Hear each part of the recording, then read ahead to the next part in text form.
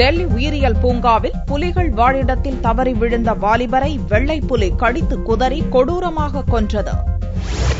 டெல்லியில் உள்ள உயிரியல் பூங்காவில் வெள்ளை புலி அதன் வாழிடத்தில் சுற்றி வருவதை காண பார்வையாளர்கள் செவ்வாயன்று திரண்டிருந்தனர்.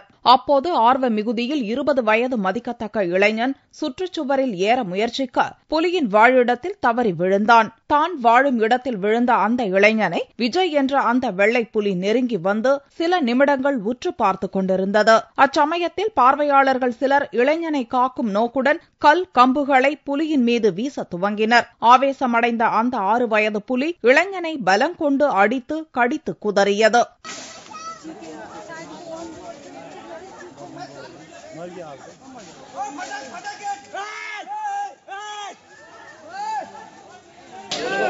मर गया।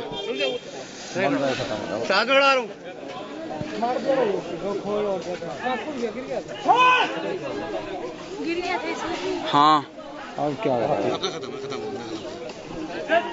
பரிதாபமாக இறந்த இளைஞனின் உடல் அந்த இடத்திலேயே 2 மணி நேரத்துக்கும் மேலாக கிடந்தது. புலி, சிங்கம் போன்ற பயங்கர மிருகங்களின் வாழிடத்தின் அருகில் தலா ஒரு காவலர் பணியமர்த்தப்பட்டுள்ளனர். ஆனால் அந்த காவலரிடம் மிருகத்தை மயங்கச் செய்வதற்கான ஊசியை சுடவல்ல துப்பாக்கியோ அல்லது அவசரத்துக்கு கூடுதல் பாதுகாப்பு படையினரை வரவழைக்க தேவையான மைக் செட்டுகளோ எதுவும் இல்லை என்று பார்வையாளர்கள் கூறினர். இறந்த வாலிபர் பெயர் மக்சூத் என்று தெரிய வந்துள்ளது. வெள்ளை புலியின் வாழிடத்தில் இளைஞன் எப்படி விழுந்தான் என்பது குறித்த விசாரணை நடந்து வருகிறது.